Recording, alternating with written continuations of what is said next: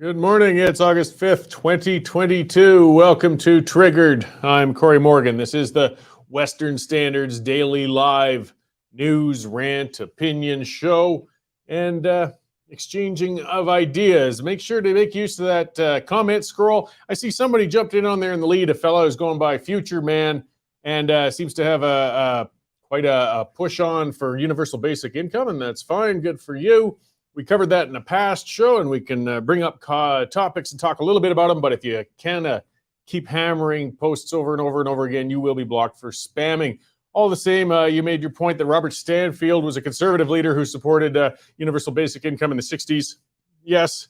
Tommy Douglas, who started the NDP, supported eugenics. You know, just because a stupid idea from the 60s was around doesn't mean it's a good idea today. If universal basic income worked, they were talking about it in the 60s. Why has nobody successfully managed to make it work yet? Because it doesn't. It's similar to communism that way. Either way, it is something to discuss, and we've talked about it before. Good to see you all out there from across the country. Debbie out in Nova Scotia, Claudette, Scott Campbell out in Thunder Bay. I used to ski jump out there a long time ago, out in Big Thunder. They don't have those jumps open anymore. It's too bad that sport's gone to the wayside. Either way, like I said, use those comments, though. I mean, we don't always have to agree. We can put views out there and have discussions. Just keep it civil. And like I said, don't rapid post and spam because it just distracts from everything. Okay, a couple of observances for the day. It is International Beer Day. I think most people can agree that's a good one. I mean, again, I no longer can indulge. I can get some de-alcoholized beer, though, and I certainly don't begrudge other people from getting out and enjoying it. So many good beers out there now. I mean, compared to again, people like me who are getting into the middle-aged class here or well into it. And back in Alberta, back in the late 80s, early 90s, all you could get was like 3 or 4 kinds of beer, and you could only get it warm at the government-run liquor stores when those jerks weren't on strike. Now there's hundreds and hundreds of kinds of beers, great ones, bad ones, you name it. Today, though, is the day we celebrate it. Get out there, and it's the right one. It's nice and hot out for the most part across the country. It's early August. Support your local. Have a beer. It's also, and this is a great human advancement, National Underwear Day. Yes, I mean, this was a great move up for general, personal, and public hygiene. I mean, it reduced the proliferation of pseudokins and just made the world a better place all around. Though, responsible underwear use is important. So, kindly enough, yesterday, Deputy Prime Minister and Finance Minister Chrystia Freeland demonstrated the importance of wearing properly fitting underwear so you don't have to stop in the middle of a public event, reach back and pull out a wayward thong. And hey, we've all been there. I've done that. I just had the good fortune when I was wearing those uncomfortable thongs, not to have cameras on me all the time. Now I've learned. I don't care what they say at those stores. Try those suckers on. You're going to be wearing that for a while. Get out there, put that G-string on, make sure it's form-fitting, though. If it's the wrong size, you're not doing yourself any favors. So get out there, people, and send your best to Ms. Freeland and her good display on our behalf on, again, proper underwear use. And let's celebrate that great human development. Or go commando. It's your business. But if you got to pick something out, try and find a private spot for it, All right. I got a couple of good guests on today. As always, Mark Milke. He's been on before. He's of the Aristotle Foundation. And he wrote a column on how the right has to stop acting like the left. Because, yes, the extremes are starting to sound pretty similar. When you get somebody over on the fringe on one side, they tend to actually behave quite similarly to the fringe on the other. He's calling for a correction on it. We're also going to have Western Standard reporter Jonathan Bradley. He's going to be here in studio. He's been in Calgary for a while working on things. He puts a lot of stories out. And we'll talk about a few of his stories, but one of which is last weekend. He went on sort of a field assignment and attended a drag show. So we'll see what he observed there and what he thought of it. I'm sure it was an interesting time. I don't have a problem with drag shows. Part of the problem with these, though, is sometimes they just insist on bringing kids to them. And, they can get a little racy, but I'm not sure in the case of this one. We'll talk about it and see what's up with it. All right, let's get on to what I'm going to talk about today to kick things off with my thoughts. So, recently we had a man go out on a rampage with a hammer in Calgary, and he caused hundreds of thousands of dollars in damage to the Calgary Peace Bridge. Then last week, another guy broke into Calgary City Hall and did extensive damage to the building as he lit fires. He couldn't be immediately restrained because he was carrying a large knife, and he got injured when police arrested him.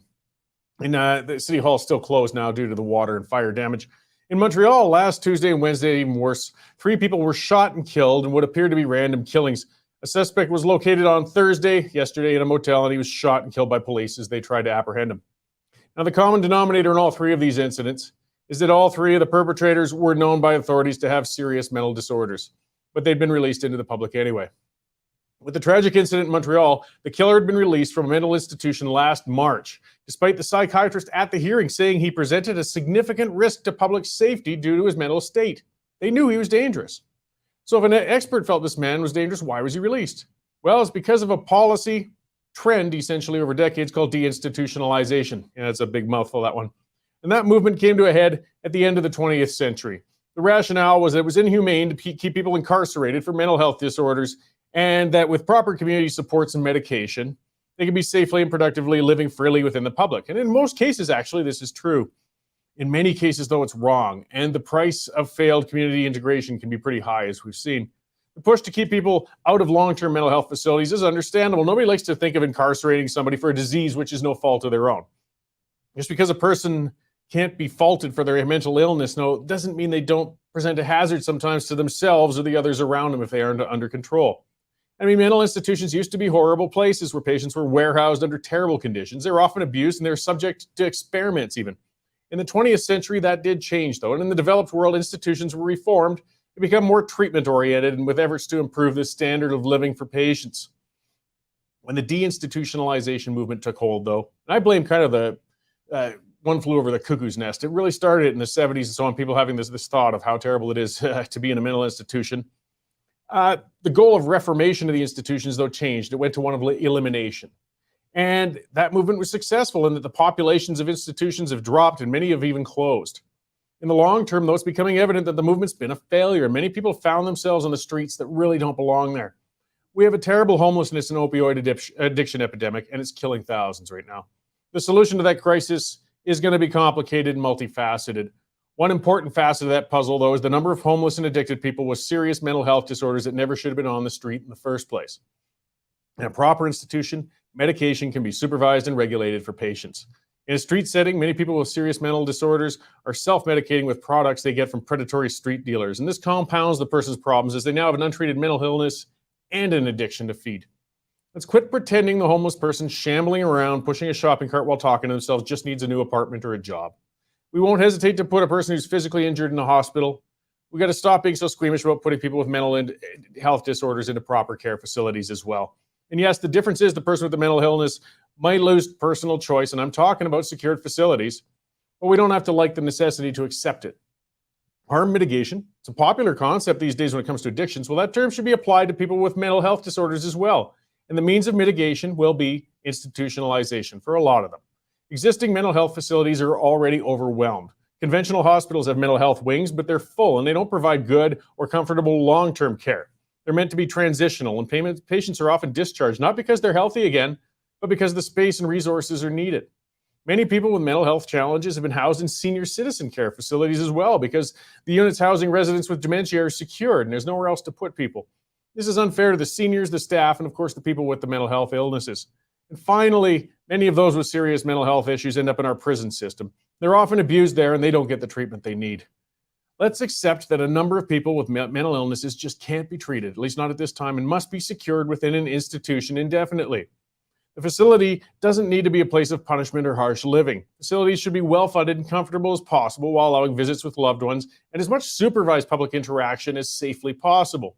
I'm sure many families who have lost members to the streets because of mental illness challenges would have preferred it if the family member had been secured in a facility rather than exposed to the elements and lost on the streets.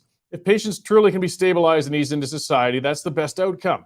It has to be accepted, though, that many can't or won't stick to their medication, or they're untreatable, and they're going to have to remain secured. Deinstitutionalization, it's a big one. It's a well-meaning but naive and failed policy. It's time to tackle the issue of serious mental illness with a mixture of harsh realism and compassion.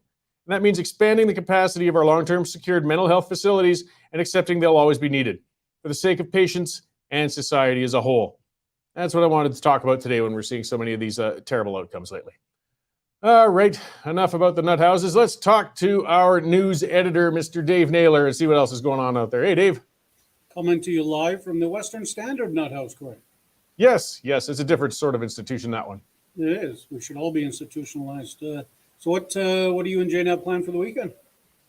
Well, we'll see. I mean, Jane's, working on some health things and so on. But so I think a lot of what's going to happen is I will be directed to do the large number of tasks Jane always has on the go. So we've been building a shed back in the woods on a concrete or a gravel pad we found back there.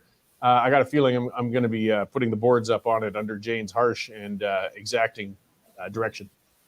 Sounds like a lovely time and a good way to get ready for divorce court. Yeah, well, if she puts up with enough so far, if she's put up with me this long, I think it'll be good. That is true. So lots of good stuff on the site this morning, Cory. Best story being those sneaky liberals are going to bring in a ban on importing handguns within the next 2 weeks. They're going to do it without having to go through Parliament. And this is going to put a hink in all those plans for people to get last-minute guns, because most of the handguns that are built are obviously being imported into Canada for sale. So it's going to put a crimp in everybody's plans to try and get a handgun before they become banned. Other stuff, we've got a guy in Ottawa who draped a U.S. flag over the Canadian Tomb of the Unknown Soldier. A very naughty thing to do, but police have caught him and questioned him and say he feels genuine remorse, so there won't be any charges there. UCP candidate Todd Loewen has written a letter to Alberta's Auditor General asking them to investigate the mega bonuses, as he calls them, that were paid out during the COVID pandemic. Chief Medical Officer of Health, Dr. Dina Hinshaw, brought home a cool, just a little bit under $600,000 for her work, salary, and bonuses last year during COVID. So Loewen says this wasn't done with any official government approval. It was all done through the civil service, and he wants to know what happened and how they're going to stop it again. Saskatchewan's top court has ordered a father to get his kids vaccinated against COVID. The father didn't want to, the mother did. They were separated or divorced, and the judges ruled on the mom's side, so the kids are going to have to get vaccinated. And the feds are going to try and explain how they managed to screw up COVID purchasing to the tune of $106 million.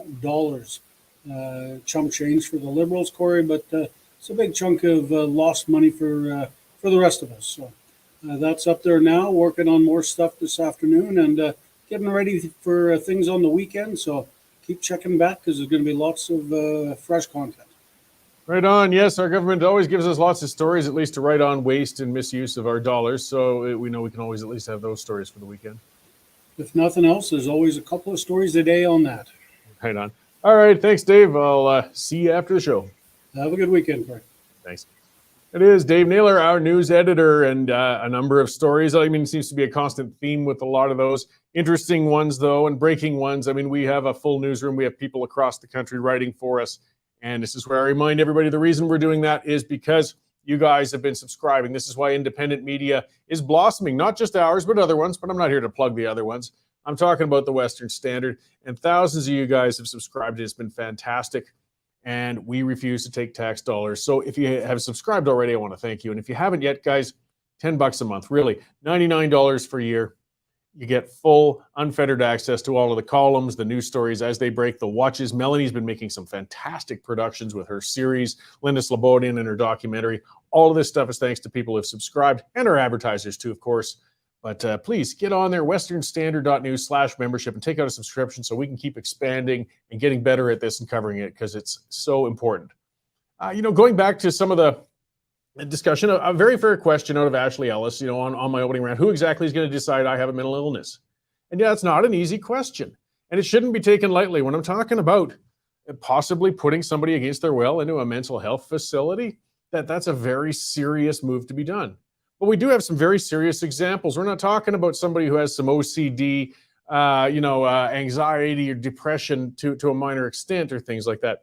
There are people where it's pretty clear. As I said, when you see that person whose personal health is clearly at risk, they're living on the streets, they're getting exposed to the elements, exposed to crime, things like that, and they're clearly not grasping reality. And we've seen them. If you've gone downtown, you've seen them. These are people necessarily just addicted. They have some serious disorders going on. Let's face it, they're better in the institution for their own sake. or ones when they're getting violent, like this one in Montreal who killed 3 people. He was already in for prior crimes. They knew he was dangerous. They had psychiatrists saying he was dangerous. He should not be let out. And we get a lot of that when you say that with people who've committed some bad crimes. They're not criminally responsible because they were mentally unstable. Fair enough. I'm okay with that, but it doesn't mean they aren't dangerous necessarily. So, I mean, again, I guess, Ashley, I'm just saying there's not an easy answer. You have to have hopefully some sort of objective system to try and determine with people where they're most safe to themselves and for others to be out, because that is the last resort. If they can be safely out, let's have them out. But the trend right now has been to try and get everybody out, and it's just not realistic. Not everybody, unfortunately, is that stable. And it's not doing them any favors. They're living in misery on the streets or in jail, as I said, or in regular conventional hospitals that aren't facilitated, not well set up for long-term use.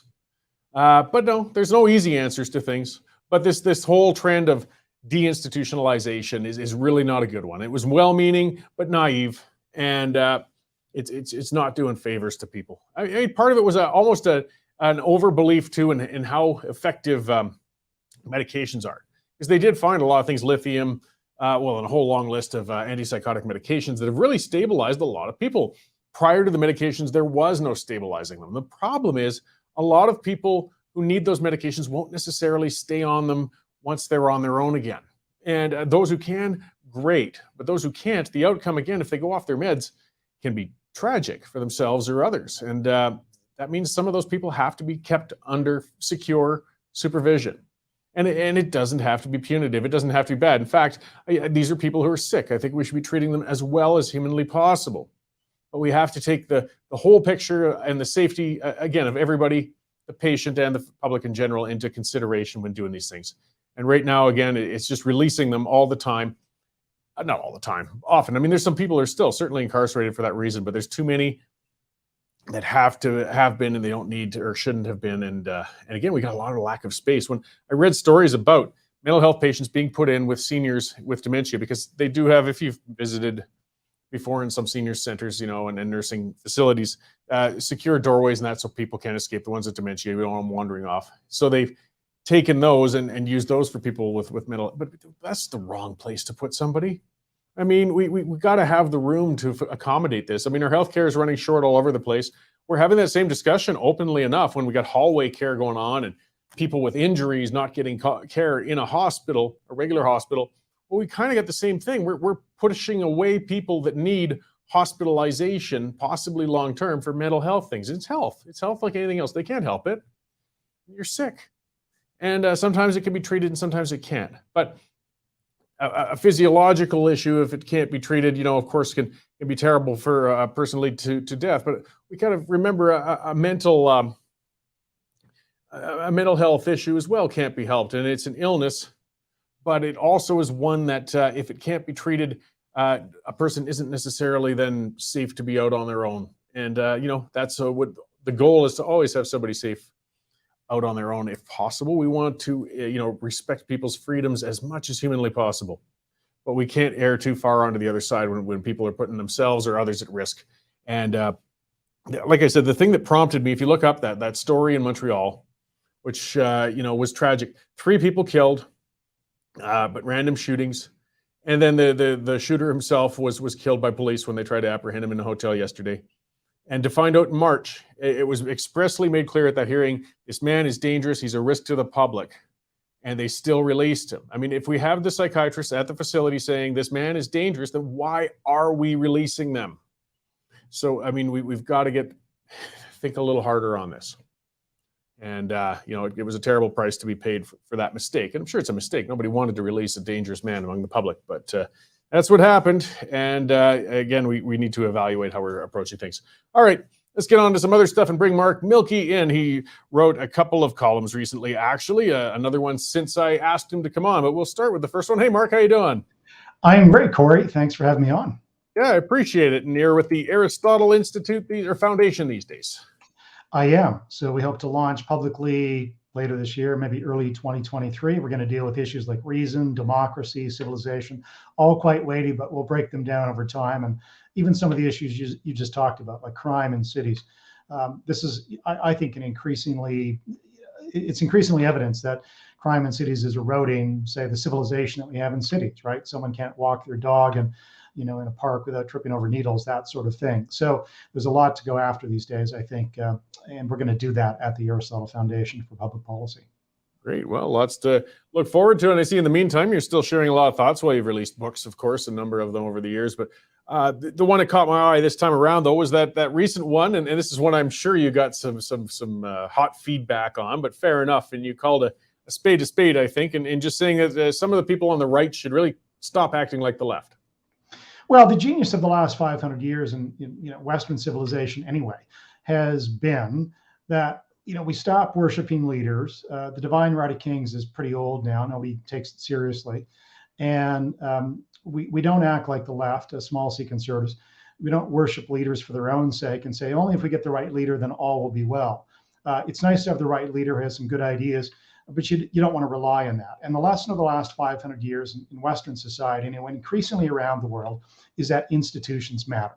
So you need the rule of law. You need courts to be independent, so on and so forth. You need to be careful about your rhetoric. Well, historically, the left has been revolutionary. They believe in dear leader, from Lenin to Mao to Venezuela and Hugo Chavez. The left has made these mistakes, really shredding institutions, believing in leaders, using extreme rhetoric, calling Mitt Romney a fascist or a Nazi. About 10 years ago, mild-mannered Mormon Mitt Romney. So the left has often made these mistakes. And there's really no way to sort of help society, correct its errors and move ahead and with good policy. So, but increasingly, I'm also seeing this on the right. So that's why I wrote the column for the Financial Post. I'm seeing evidence of some of this behavior on what broadly can be construed as the right. People who think of themselves as conservatives or libertarians or what have you. Yeah, and you brought up some examples. I guess some of it's the hyperbole, the extreme polarization. As you said, when we're calling other leaders, as frustrating as it might be, calling Trudeau a fascist is still too far. Or a communist. Yeah, exactly. I don't think highly of Trudeau, and there's many things he can be critiqued for. I think there's a strong streak of authoritarianism within him that's of concern. But when you sort of lose your case when you reach to the very extremes to try and describe somebody. Well, it's word inflation. If everybody's a fascist or a Nazi or a communist, then what does that mean when you encounter a real Nazi, fascist, or communist, right? So let's get to some clear examples. I think there's been dear leader worship ever since Donald Trump came onto the scene, at least in politics, since 2016. And I think it's abhorrent what happened on January the 6th, so 2021.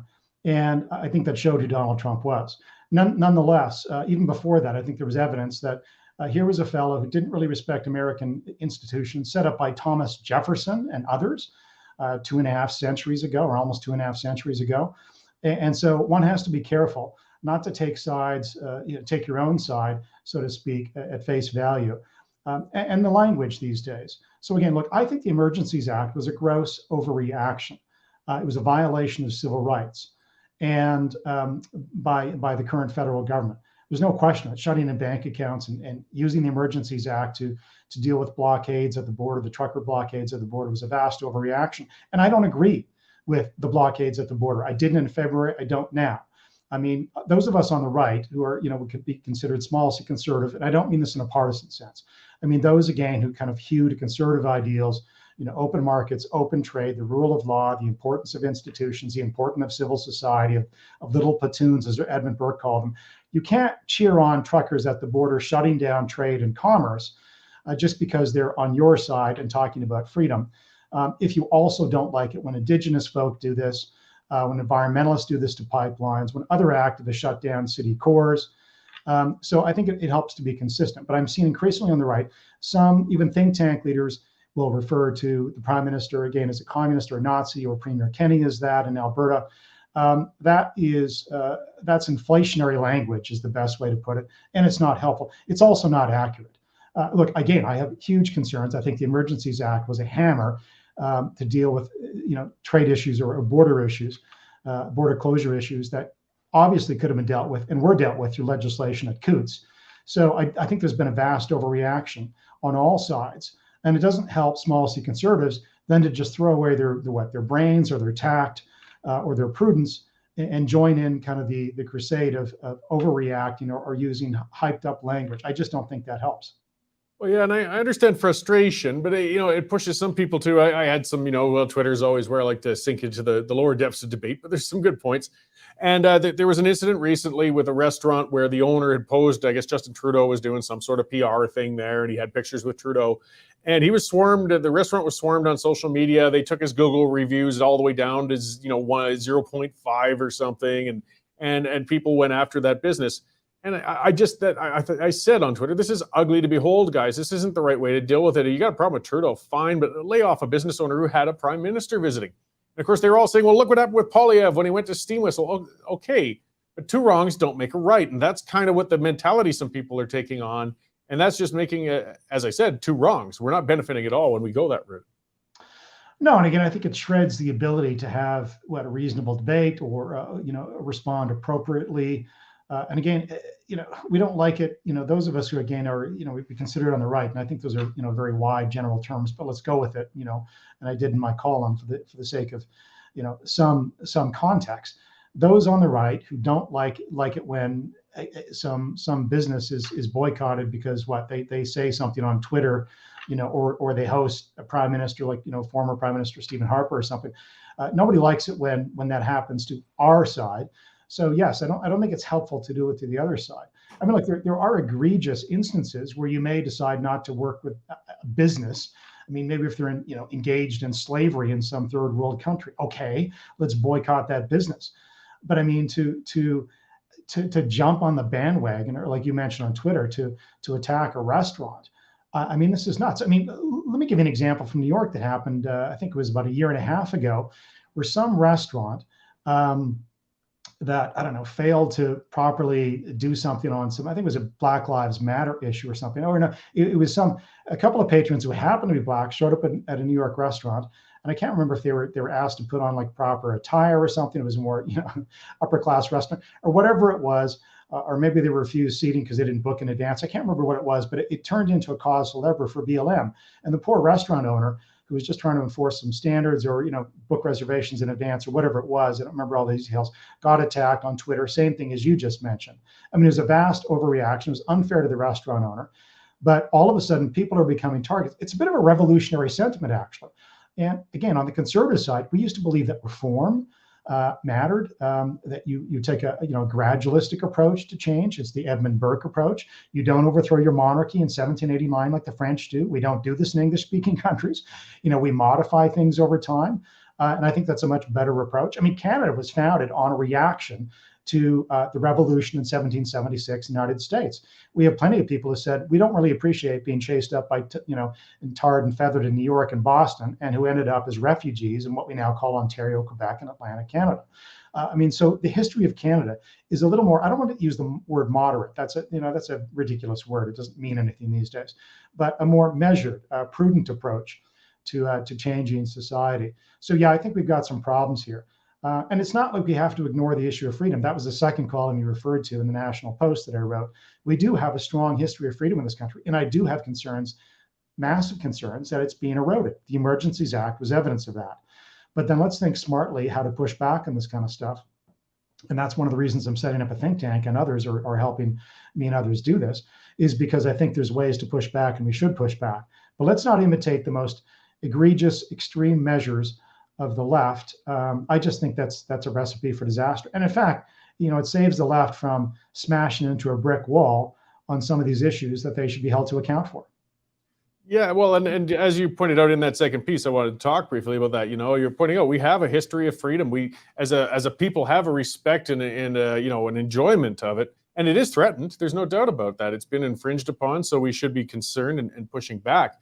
But kind of tying these two together, just because it's an important issue doesn't mean you have to pull out all the stops. I mean, in your first piece, you did point out, despite some of the hyperbole, we do have democratic mechanisms to change government, even if it feels frustrating, even if it feels like it's not working at times. Another area where I got into it with a lot of people was when protesters were showing up outside of the mayor's house in Calgary at her private residence. I said, no, I mean, and I'm on Gondek's case all the time. I am no fan of hers. But leave her home alone. And then others are saying, well, the government's infringing on my freedom. I have every right. Look, you are not doing your cause any favors when you go out and do stuff like that any more than when the Well, left then goes in you and lose the chases ability to argue that nobody should show up at your place if you err at some point in the future, or someone argues you err at some point in the future. And again, if you're going to picket the mayor's home, then you can't really complain about Supreme Court justices being picketed in the United States or here one day, or other politicians. Again, this is a very dangerous road to tread.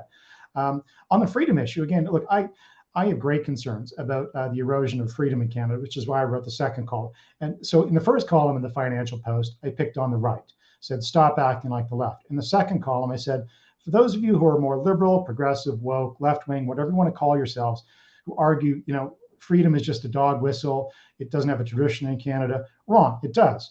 We were one of the first countries in the world pre-Confederation to abolish slavery. Governor James Simcoe worked towards that end starting in 1791. It was practically abolished by 1820, before the British Empire even abolished it, long before the Americans abolished slavery. We have a tradition of freedom from John Diefenbaker, the Bill of Rights that he in Parliament passed in 1960, which was an important milestone. And he restored the right to vote to Indigenous Canadians. That was important. Pierre Trudeau, who normally I would disagree with in almost everything, especially economically, Pierre Trudeau, for all his faults, understood that civil rights belong to individuals first. They are not dispensed to you by government. That's an important thing to remind his son of these days, and others on the left, or progressives, or woke. We do have a tradition of freedom. Rights begin with the individual. And Pierre Trudeau was no fan of identity politics. He hated nationalism in Quebec. He didn't like the idea that a small collective, like Quebec nationalists, or a large collective like Quebec nationalists in Quebec, could rule over a small collective English speakers. He hated that. He was in favor of individual rights. And he was eloquent in his defense of individual freedom, although I would disagree with him on some other issues. So we have a tradition of freedom in this country, whether it's James Simcoe, whether it's Wilfrid Laurier, who I mentioned in my column, or even Pierre Trudeau on some issues. That needs to be remembered as well. But I would urge my colleagues, so to speak, in the think tank world, or in journalism and elsewhere, not to use hyperbole. Again, if everybody's a Nazi or a communist or a fascist, then nobody's paying attention when a real version of that comes along. Able to call it out when we can. I'm not sure if you're getting me clearly. I think we're having a few connection issues here, but we're hearing you quite well. So, okay, well,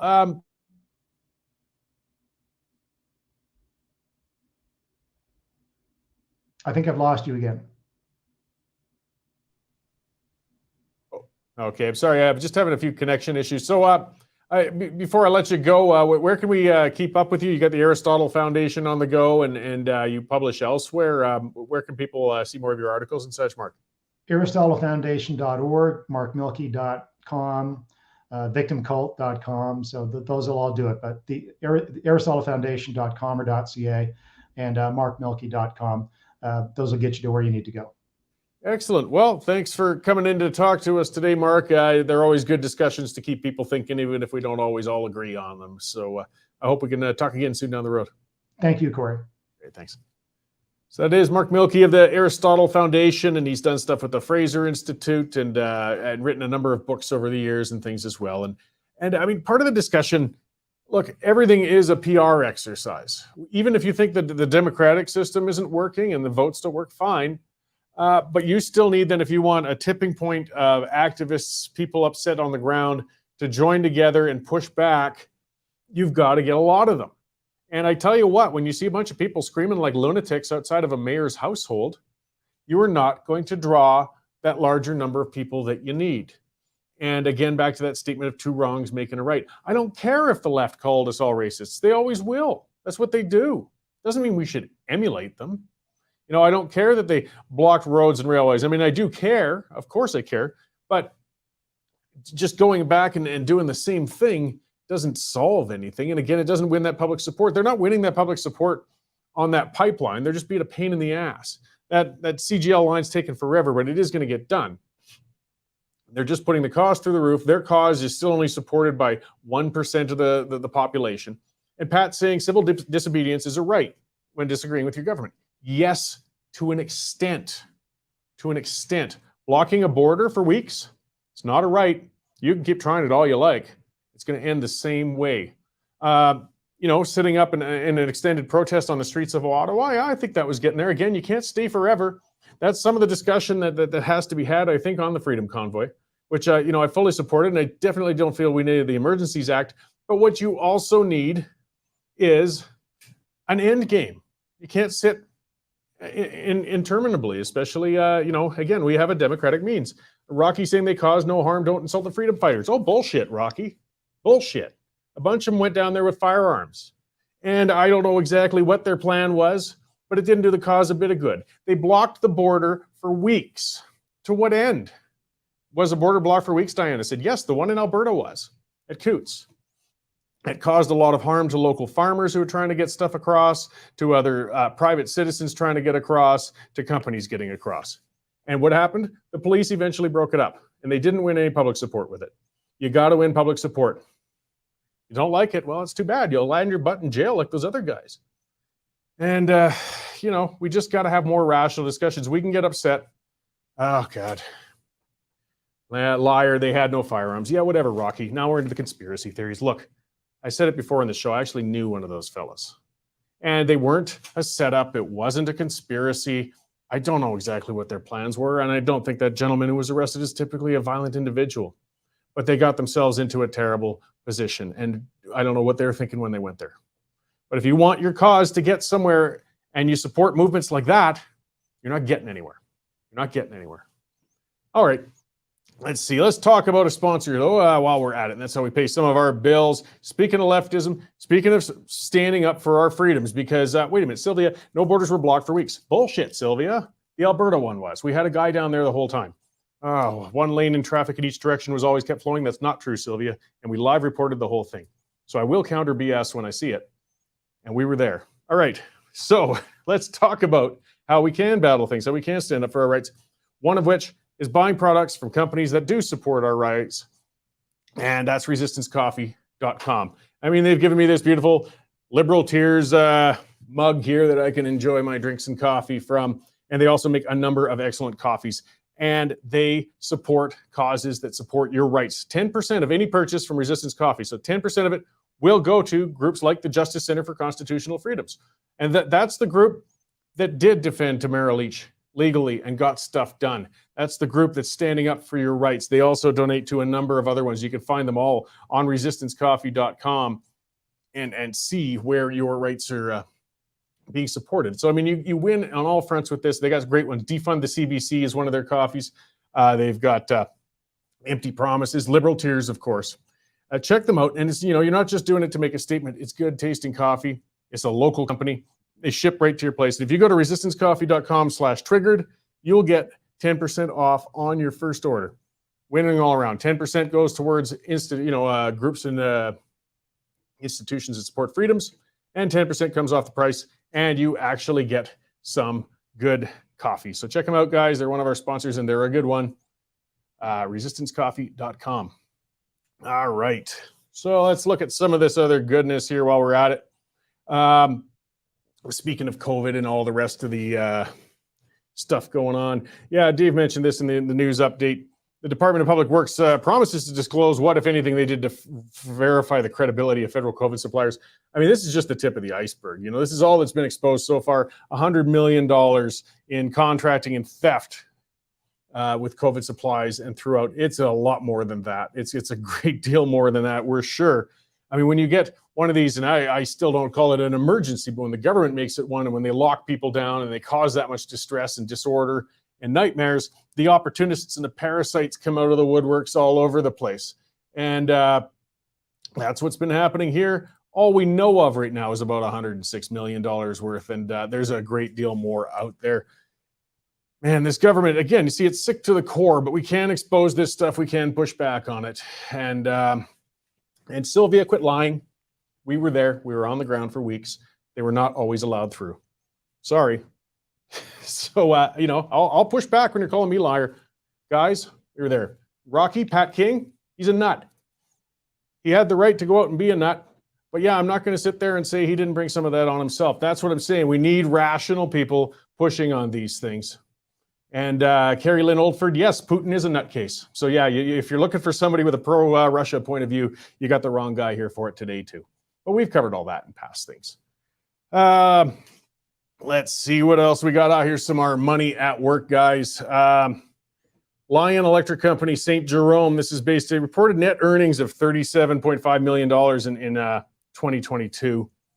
But the reality is because it was all subsidies. This is electric vehicles, and they're not feasible. They're not viable. But guess what? It's a Quebec company, so the money is being poured into that place, and they're celebrating it. Look how well we're doing. We got sales going up. Well, of course they have. They announced that it's electric trucks. So these guys put out heavier duty trucks and commercial vehicles, not just your run-of-the-mill vehicles. And the trucks are eligible for stackable government subsidies of up to $100,000 and up. So yeah, and that puts their price on par with gas-powered competitors. You've got to put $100,000 in subsidies to make a truck suddenly competitive with a gas-powered one. That's way beyond the pale. These are not viable. But this electrical vehicle thing, and we've talked about that a number of times, it's a waste. They are not efficient. They're not even close to replacing gas vehicles, but they're stealing the money from our wallets through tax dollars and pouring them into these. Again, speaking of scammers that come in and do those things.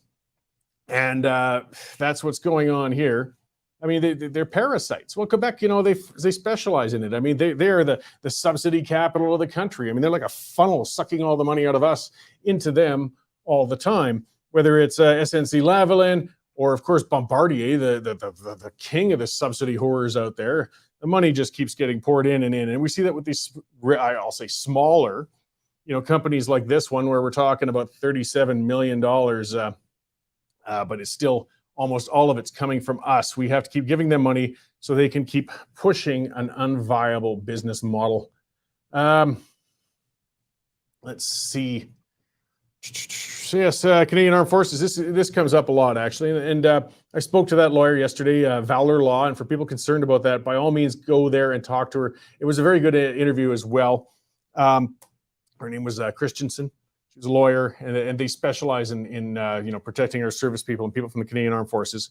And this story came up that they're still enforcing their vaccine order. The rest of the federal employees have had the mandates dumped other areas, but the military is still pushing on this. They got a class action suit already coming after them right now over some of the treatment they did, and things. But I mean, again, what do you expect? You've got people who are beholden to the prime minister, who's a vindictive little man, and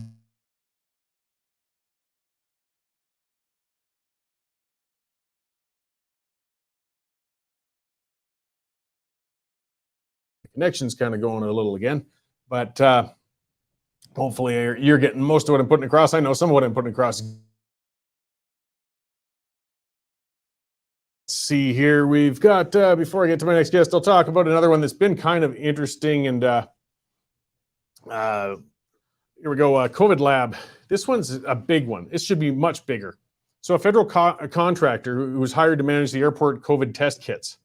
Well, again, speaking to the parasites, the ones who come in, the ones who get these government contracts, who usually one way or another are connected to a high government official of some sort. That's how they get the contracts. They managed to get a hold of 147,000 travelers' email addresses and started spamming them.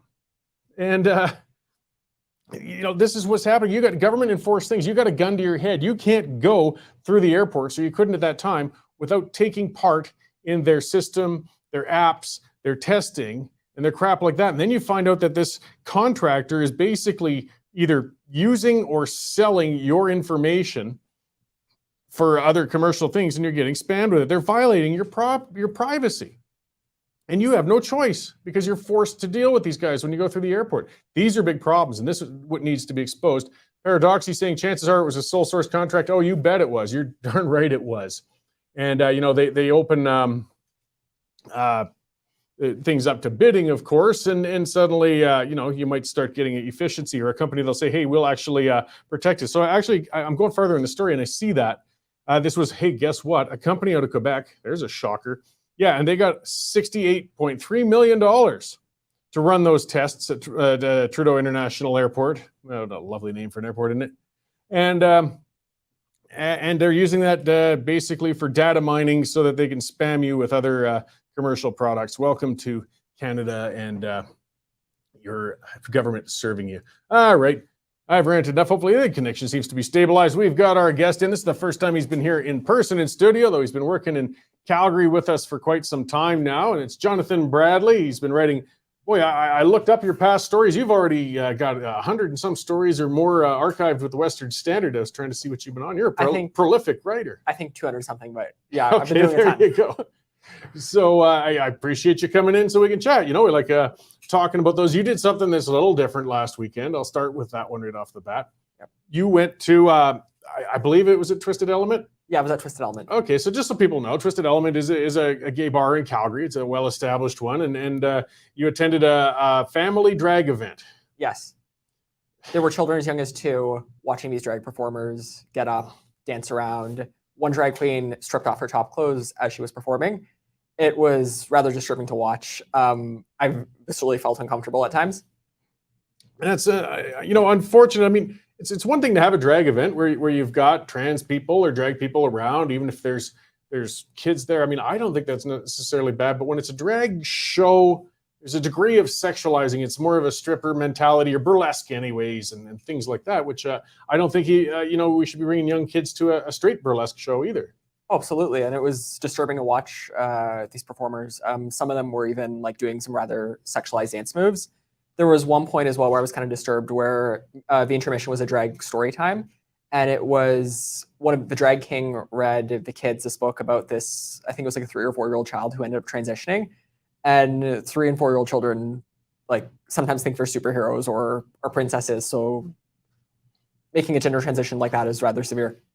Yeah, I mean, just let them be kids. I mean, I've always been, well, not always. I had to grow up. I mean, I'm very tolerant. If person's trans, great. Identify how you will, if that's what makes you happy. Gay, lesbian, your business. Bi. I don't care if you're an adult. Everybody's consenting. But there's that first part, the adult. And now it just seems we found all the rights and brought them to a great spot, but there's the activist element that just has to push it now towards the kids. And that's where a lot of people are starting to get upset, even the trans community. Yes, there are many people in the LGBT community who are offended by some of the more extreme elements in their activism. Mm-hmm. And you did have that at the end of your story. I believe one drag performer who, was speaking on that sort of thing, saying, that was Kitty Demure saying, people stop taking your kids to these drag shows. And this is a drag queen. She's very supportive of this. Just don't bring the kids. Yes, she talked about how a drag queen is kind of like a porn star or stripper. And she's like, you wouldn't want your kid idolizing one of those, so why would you want them idolizing a drag queen? Yeah, and likewise, there's another one, and I'm forgetting her name offhand. She's a very outspoken conservative Lady trans Maga? person. Which that? Lady Maga? No, not that one. But I think there's a few conservative trans people out there anyways. Blair White? Blair White, there we go. And she's made a great statement. I'm going to paraphrase it and probably ruin it. But in the sense of, you wouldn't look at a run-of-the-mill stripper or porn star spinning around a pole as an example of a good woman. Why would you look at the ones who are performing at some of these shows as necessarily good examples for children of good trans people? Even if a person's coming up trans, it doesn't mean they necessarily want to be a stripper and things like that. But they just seem to keep pushing that limit, and it's frustrating. Yes. Was it good otherwise, though? Good drinks, service? I mean, the shows, they used to do them down in a place called Boys Town in Calgary, like, I hate to say, like 30 years ago, and it was a popular thing. I mean, it was unimaginable that you would bring kids to a drag show, that's all. But I mean, they were actually events that people had a lot of fun at and good entertainment and socializing. Was it, aside from the family aspect, a decent show? Or? Yeah, it was all right. Not your thing necessarily. Not my thing, really. So, that's fine. But we've just come to some crazy times. I mean, and again, it's Twisted Element. It's their place. Good on it. It just it doesn't have to be a family event necessarily. That's all. I don't know. Like I said, there's a lot of value in drag shows. I thought they were great in the past, but I never considered taking my kids to them. So, oh well, whatever. Okay, let's talk about some other stories. So what have you been working on this week? So one big story we had come out earlier this week was I filed an ATIP request. For your listeners who aren't familiar, ATIP stands for Access to Information and Privacy. It's where you can get secret government information. All you have to do is basically pay the $5 fee, and then the government goes through and gives you a file. And the Western Standard obtained a file showing that the RCMP apparently only paid $527 in overtime pay during the Freedom Convoy. That seems rather unrealistic. The government's saying otherwise, but I'm pretty sure that it just made no sense. Yeah, I mean, it was a big action. There were a lot of staff on hand. We're to believe they only had 8-hour days throughout the course of that entire thing.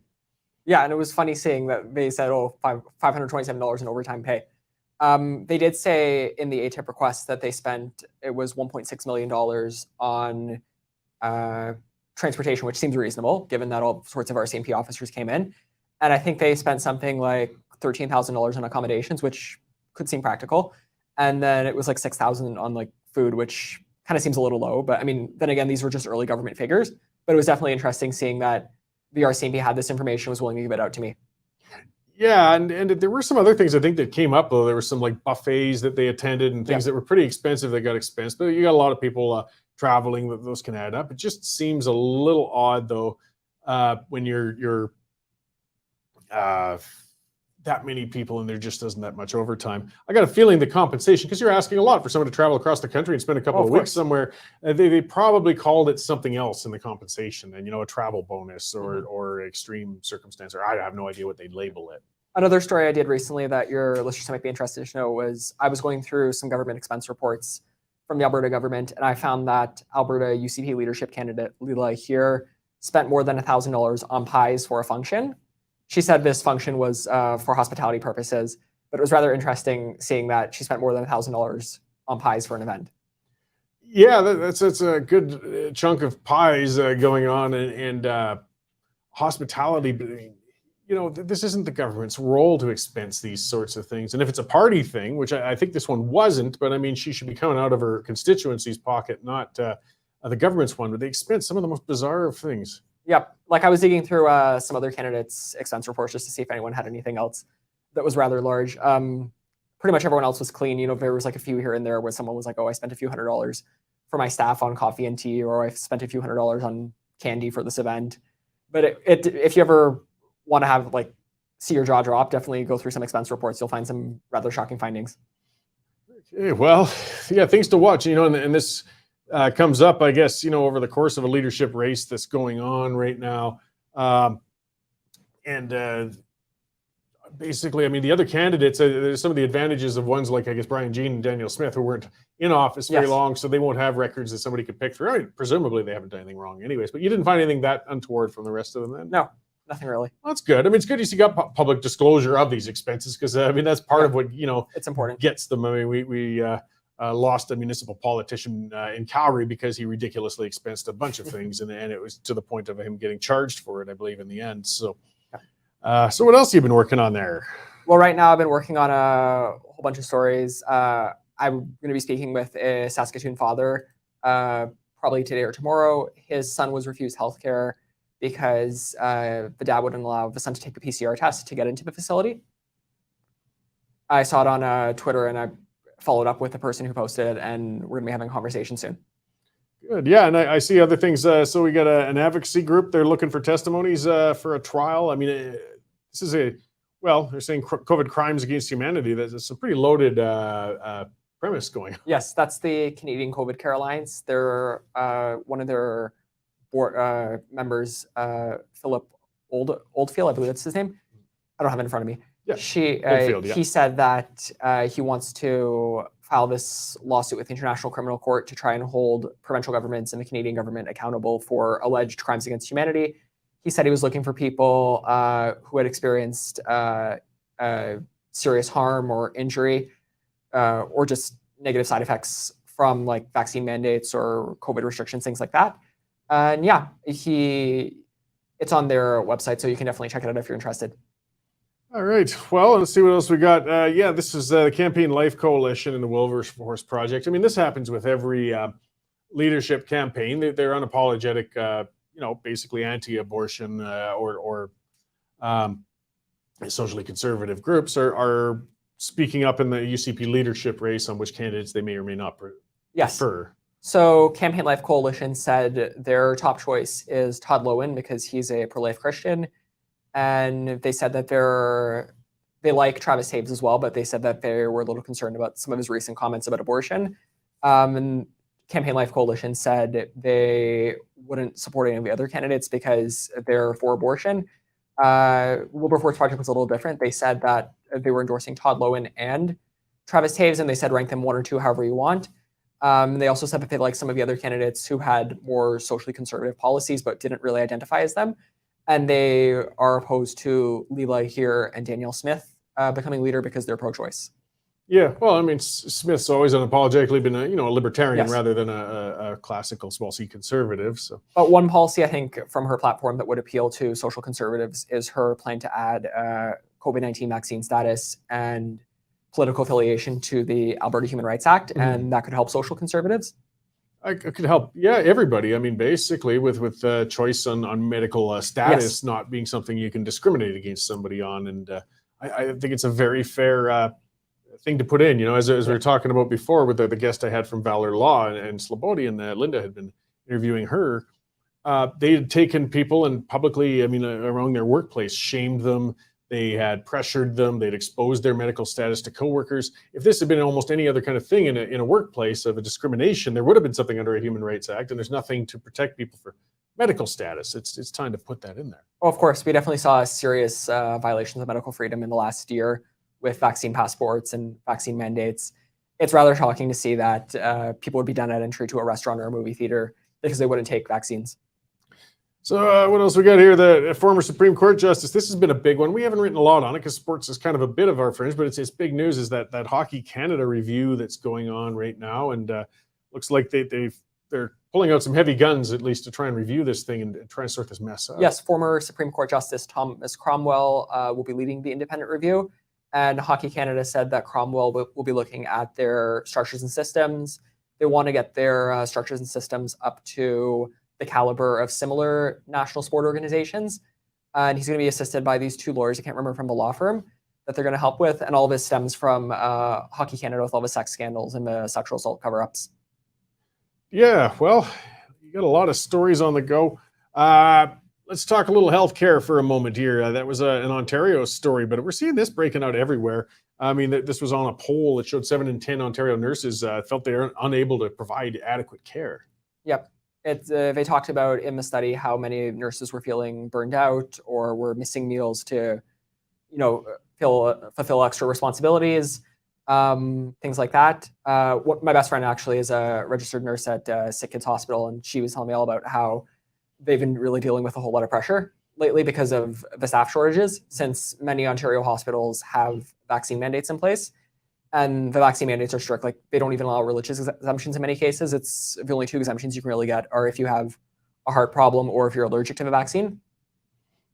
Yes. So, I mean, that's been a contributing factor as well within things. But I mean, the problem we're seeing everywhere. I mean, we're seeing the emergency care center in Calgary is reducing hours. And in Ontario, they're shutting things down.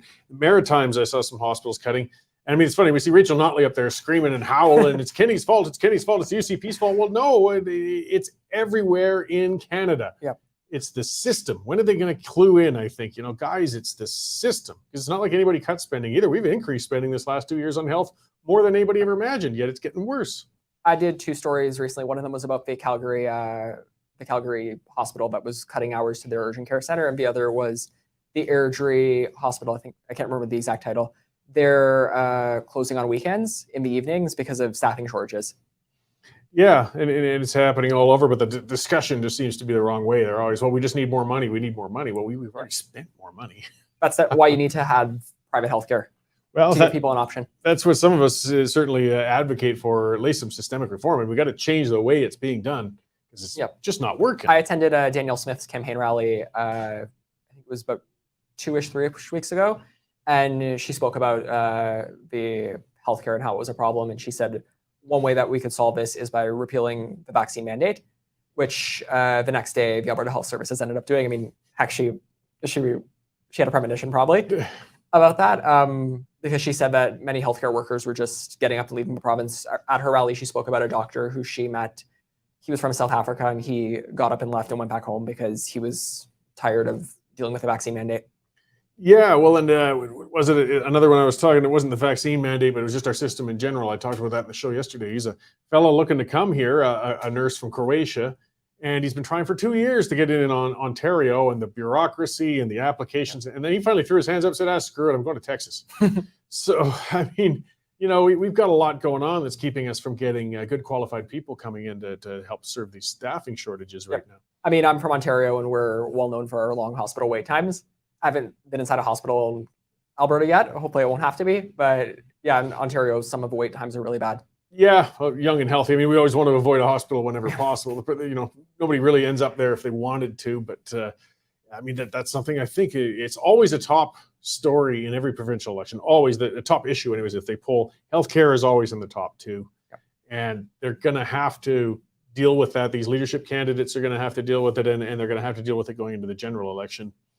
But, I mean, the next Alberta election is coming up in April, and we'll see who the next premier is. And I mean, some of the candidates have really interesting proposals with healthcare. Like Daniel Smith wants to create health spending accounts and give $300 to every Albertan to use on things like psychology, dentistry, chiropractic. I think that could be a worthwhile idea, and it might allow her to pick up some momentum and maybe even win.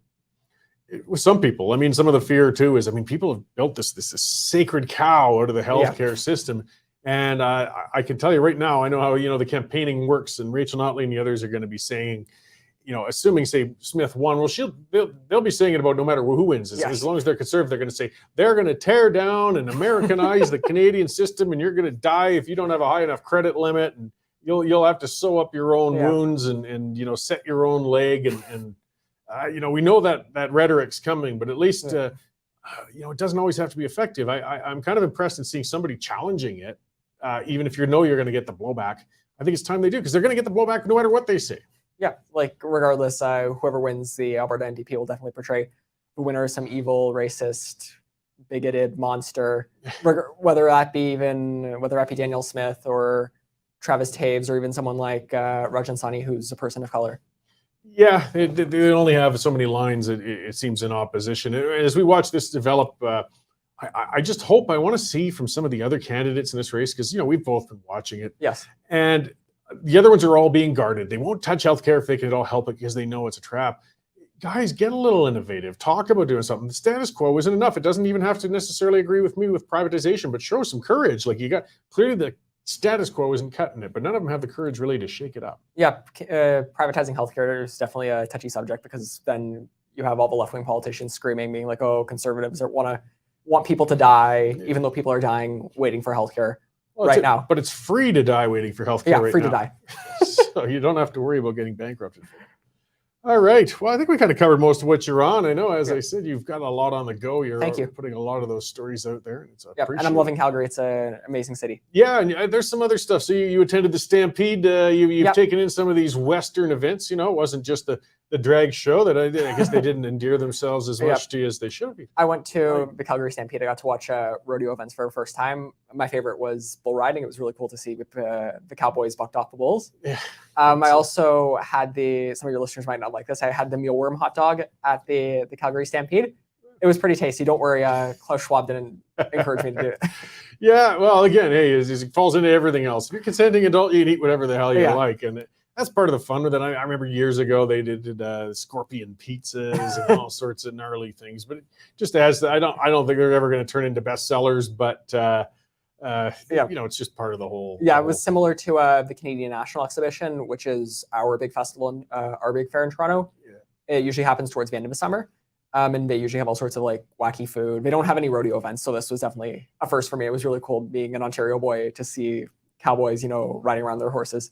Yeah, like the one out there, I mean, people don't necessarily all dress up Western around the whole city and everything during that period either. I mean, that's the thing with the Stampede that's different. People who haven't been here before realize, like, the whole city goes wild for a week, I mean, we're allowed to come to work in jeans for a week. And they paint up the fronts. Every bar turns into a Western bar, at least for 1 week. It's a different sort of thing for people if they haven't been to it. Yeah, I went to the Calgary Tower a few weeks ago. That was also pretty cool. I loved looking out the view and seeing all over the city. Yeah.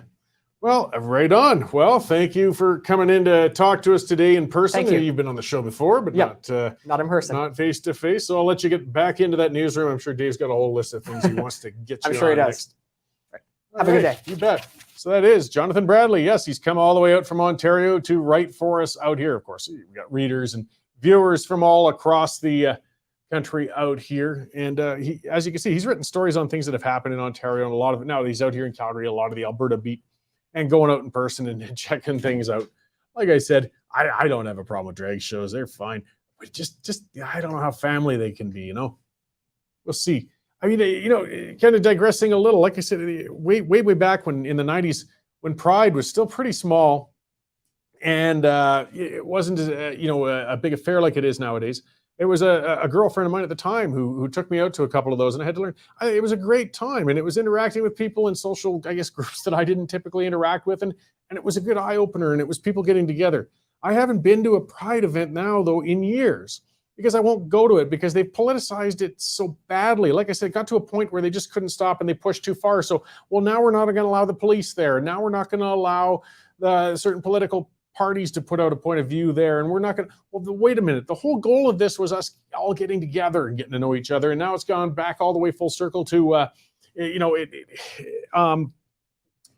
exclusivity. So no, I'm not interested in attending anymore. And it's too bad because it was something really good. And Rocky's saying, wow, he's pro-drag. Yes, Rocky, I am. I don't care. I don't care. If somebody wants to go out and drag and have a show and have a good time, and it's their business, good for them. Trans people, fine. It's good. It's the activists I got the problem with. As for the rest, it doesn't hurt me any. They're grown people. They do what they like. So, let's talk about one of our sponsors before I go further with some news items, and that's the Canadian Shooting Sports Association. These guys, they've been sponsoring us for some time. They're a fantastic group. Like Dave was talking about, the government's already making changes, orders in council. They're going to try and block now importation of legal, perfectly fine handguns, even though those aren't where the problem is in crime. We got to push back. Rocky, you start the pedophile stuff, by the way. I'm just going to chasing one commenter. You will end up getting blocked on there. So careful. I support free speech and lots of discussion, but when it starts hearing some of that crap, and I heard that crap with anti-gay people and stuff before too, and everything, you start tying it to that, I don't have time for it. Not on my show. Find another one. So either way, Canadian Shooting Sports Association. These guys are standing up for you. Tony Bernardo has been running it for a long time. He's fantastic. And again, they've got all sorts of other resources if you're a member there, whether it's links to, shows that are coming up, trade shows, shooting events, things like that, or news stories, news items that affect you and firearm ownership. The Canadian Shooting Sports Association has all of that. And membership is not terribly expensive.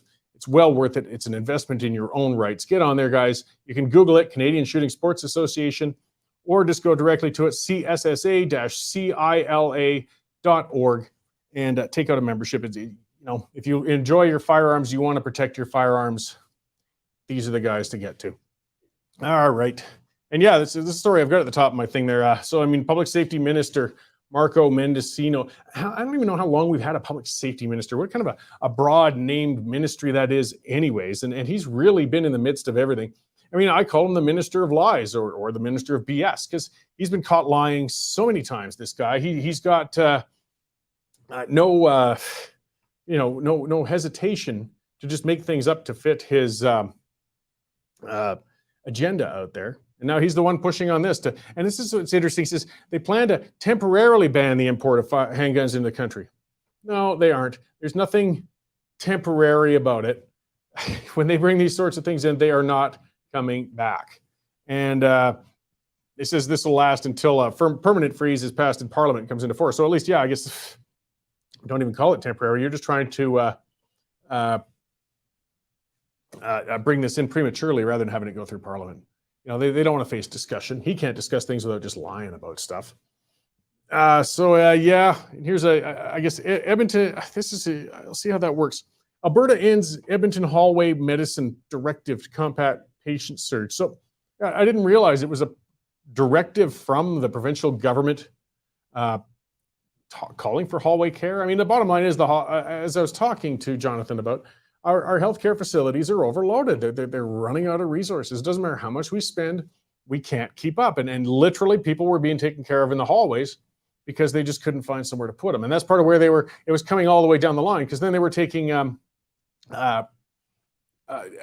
paramedics, and getting them to take care of the patients in the hallway. They wouldn't sign off on the patients, so they're kind of using them. But then, of course, you end up with a shortage of paramedics on the road, and our ambulance service falls by the wayside, and people are dying waiting for emergency services. So now we got firefighters and police officers that are firefighters and police officers that have to do ambulance services like this. It's the system. That's what's getting me. Quit talking about all the other stuff. It's the system.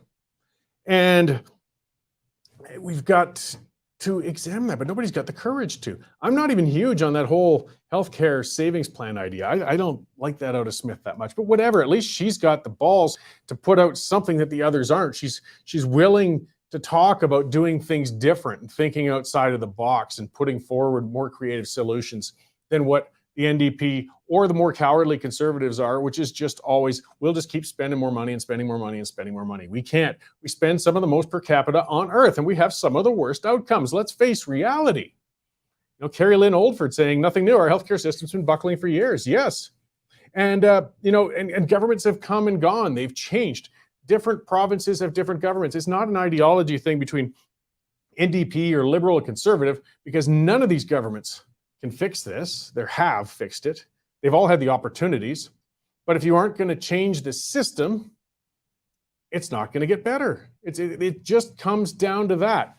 And the unions, there's the big word that ties into all of this too, though. The unions, public sector unions, terrify politicians. They are batshit scared to try and take on anything that might get them crap from public service unions. And they hold that status quo in healthcare and that bloated administration. To give credit where it's due, I remember that from speeches in the past. Paul Hinman would always point out back when he was running the Wild Rose Party and such. But you see, you go to the General Hospital in Calgary and you go to look at the staff parking area. It's huge. It's a huge hospital, the Foothills Hospital there. And, hundreds and hundreds of cars. It's all full through the week. You go late at night or the weekend, it's empty. There's a dozen cars. That's because it's all administration. People don't stop being sick after 6 at night or on weekends. And there are still a lot of people working in that hospital caring for those people. But the amount of top-heavy, paper-pushing bureaucrats that are required in our current system is just too much. How much resources are we putting towards administration when we need people changing bedpans? We need people on the ground. We need feet inside there. And why won't they touch that? Because they're unionized. They're terrified. You don't want to start cutting the staff in there. You'll be getting a strike on your hands. And Notley, who gets those union dollars, is going to take full advantage of that. So I don't know how bad things will be before enough politicians get the courage to take on the system. Like Heather Volk said, yeah, Smith is thinking outside the box. It's better than just continuing to mess, with the mess of a healthcare system. And yeah, like I said, I'm not big on that savings account, but I am big on the whole concept of saying, well, just try something different. Why not? And she's not going to go outright and say we should start with more privatization. It's not a bad thing, guys. It's not. We've also got to end that polarized discussion. Speaking of polarized discussions, it drives me bananas. I've ranted about that on here before too. As soon as you start talking about healthcare to anybody, it's like, we don't want to Americanize it. Okay, good. Don't then. Well, then what? Well, then what? Let's change it. Let's Europeanize it. There's dozens and dozens and dozens of other systems out there, and they're almost all doing better than ours. So let's look at them. Let's quit pretending we've got a good system. We don't have it. The numbers don't support that. The stories from people don't support that. It's not a good system. So quit acting as if there's only one other system. Somebody put out a tweet that said it really well. Canada needs more private healthcare options and the Americans need more public healthcare options. Yes, because both systems have got very serious problems. So let's quit looking at either of those systems and look at one of the third options.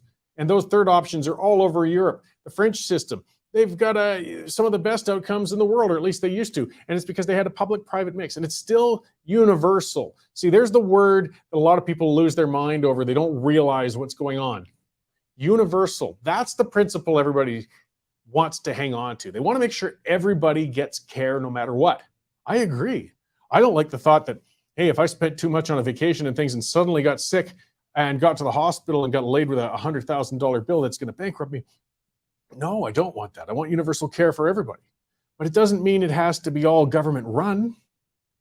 See, the universal coverage, and that coverage doesn't all have to be government coverage, just as long as it's universal. Nobody's being turned away. Sorry, I'm just going to respond to a comment. Tiki Cat saying you had a guest from Saskatchewan mentioned they're getting 3,000 nurses from the Philippines. Did I recall it correctly? I don't recall. I had Christopher Oldcorn on a couple of times. He's our Saskatchewan man out there, and I know a lot of nurses have been coming in from overseas. I don't know about 3,000 necessarily or from there. We're trying to bring others in, and in care in a lot of areas.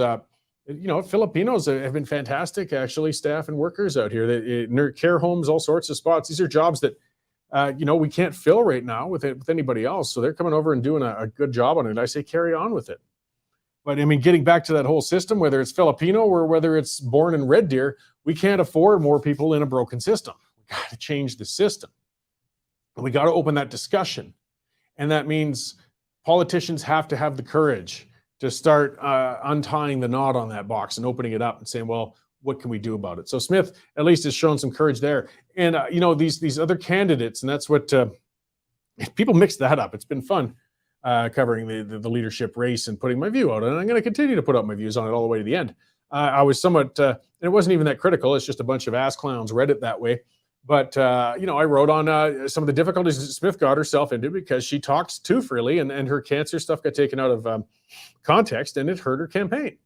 And I cautioned saying if she keeps just openly musing like she used to in talk radio, chances are she's going to say something else, even if unintentionally, it's going to get her into trouble. And then, so you're anti-Smith, you're nasty, you're this, I'm canceling my membership, blah, blah, blah. And then I write one because I watched the other debate and I felt that Smith dominated the entire debate and did very well. Well, then Smith's campaign puts out an email showing things from the article. People say, oh, you're endorsing a candidate. No, I wasn't endorsing a candidate and I'm not. When I see them doing something right, I say it. When I see them doing something I feel is wrong, I'll say it. I'm an opinion person. That's the other thing. You guys are biased. Well, no, the Western Standard isn't. I am. I'm an opinion guy. It's an opinion show. You don't always have to agree with the opinion. But there's been a lot of confusion on this. And, there's going to be more as people get heated and they get their teams and whatnot in leadership races. And they get upset whenever they hear somebody speaking, I guess, in a favorable manner of a competitor or critically of the one they support. But get used to it, guys, because I'm going to do it all the way through the race. And what I'm saying right now, what I'd say is in my view, positive critique for the other candidates because they've been playing catch up with Smith. Look, she's been leading the discussion. She's been the one, moving this whole thing along because she's putting out ideas and concepts and policies, and the others are always playing catch up. And rather than coming up with their own policies, most of the time they're just busy screaming from the sidelines saying why her policy proposals won't work or attacking her. Well, you're going to do better with an alternative.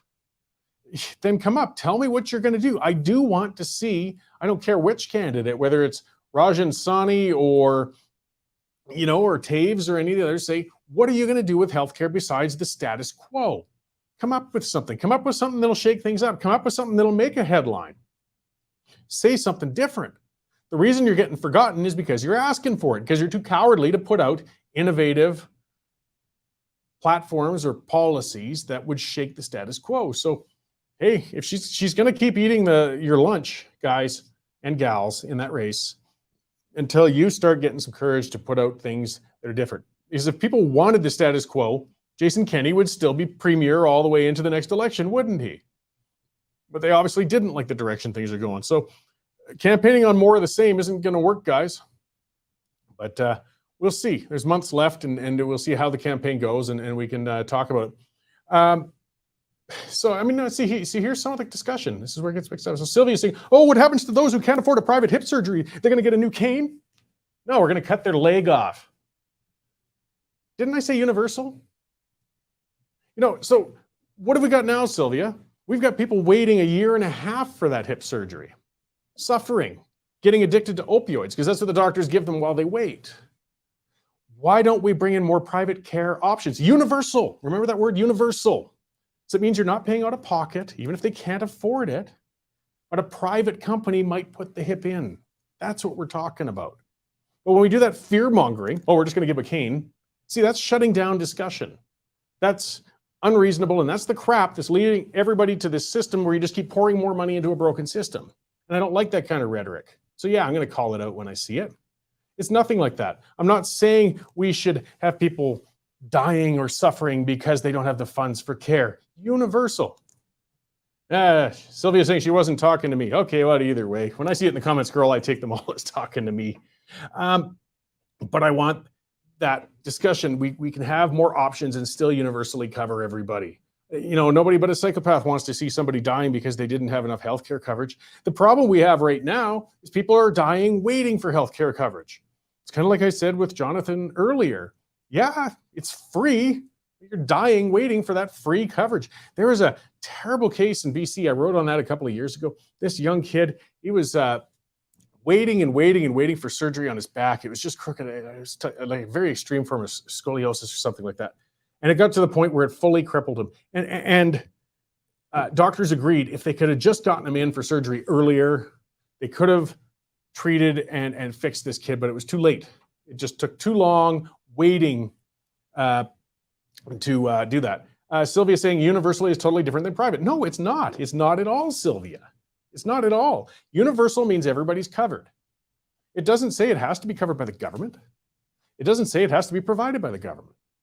We could have private insurance companies covering it as long as it's universal. We could have private hospitals delivering the services as long as it's universal. It's not different at all. They're not mutually exclusive. And I mean, you know, one thing that I think we should all be agreeing on, you know, Pat Andrziak saying waiting times are way too long. That's the problem that's been plaguing our system for years, whether it was Notley in with the NDP, whether it was the Liberals in Ontario who were in power, it doesn't matter because it's the system, it's broken. And it's far from universal in a lot of other ways. You know, I mean, Jane and I went down last January to get some dental work done in Mexico. Drove down. And yeah, you know, Algodones, Mexico, just south of Yuma. You can walk across that border. They got like 600 dentists in this tiny little town. If you look it up, they call it Molar City. That's all they specialize in is dental work. Professional, high-tech, well-trained dentists south of the border. Not everybody can afford that dental care. No, that's true. It's still cheaper, way cheaper than Canadian care, though. So, you know, when you get private plans in a lot of other countries and everything else, they cover everything else. They cover your pharmaceuticals and some dental care or optical or a lot of those other things. Our system? No, you get that bare minimum bottom thing and you aren't allowed the other options to get them realistically here. And a lot of it's the politics of envy. And that's what gets to me. I don't mind if, say, we bring in, I'm just going to throw out an example. We allow this private orthopedic surgical clinic to open up where they'll do knee and hip replacements, a few specialized surgeons. It's a freestanding thing. It's not even at a hospital, has all this stuff there. Private, for profit. That's the word they all get upset about. But yes, for profit. But you regulate it. You say, you have that clinic, you're allowed to do it. You know, you're in the health system. 70% of your procedures have to be done within the public system, you know, under the universal. But for the other 30% of the time, you can find whatever patients you want and charge whatever you want. If they want to pay to go in and get it done and jump the line or whatever, go for it. I'm fine with that. And some people get upset, well, that guy with more money got there ahead of me. So he also paid for you to get in faster.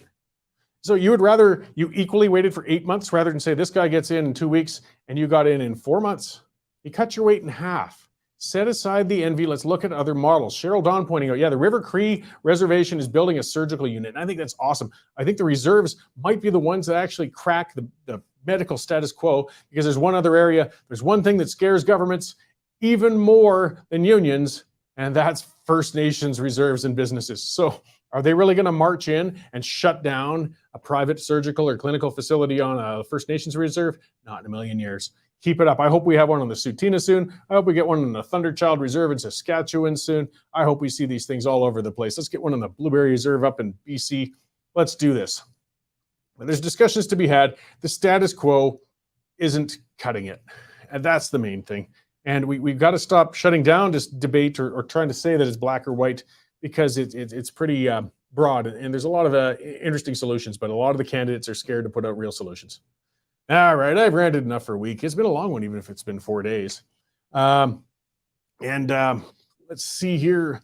Let's talk about what's coming up. Well, we got a debate next week, and that is and I know some people get upset. We've discussed it before, but it has been the ones determined, and there's a recent poll that sort of confirms that. The three front runners in the UCP leadership are going to be there: Brian Jean, Danielle Smith, and Travis Taves. And it's going to be at the rooftop in Calgary. If you look on the Western Standard site, you can see that. You can buy tickets. And again, it's one of those more intimate environments. Yeah, the tickets aren't that much. and you can get a much closer experience with the debaters and so on a Tuesday afternoon, early evening in Calgary. So check that out on the Western Standard site, and we'll be there and everything. You can meet the candidates or meet some of the Western Standard people. You can holler at me for some of my views in person rather than on the comment scroll. On Monday, I'm going to have, and actually it's going to be on healthcare reform. His name is Bacchus Barua. He's from the Fraser Institute, and he's written some pieces and stuff on that, and there'll likely be another guest as well. There'll be news and another rant. So thank you all for tuning in through the week and today, guys, and listening to my grouchy ranting. And I'll see you all again on Monday at 11 p.m. sharp.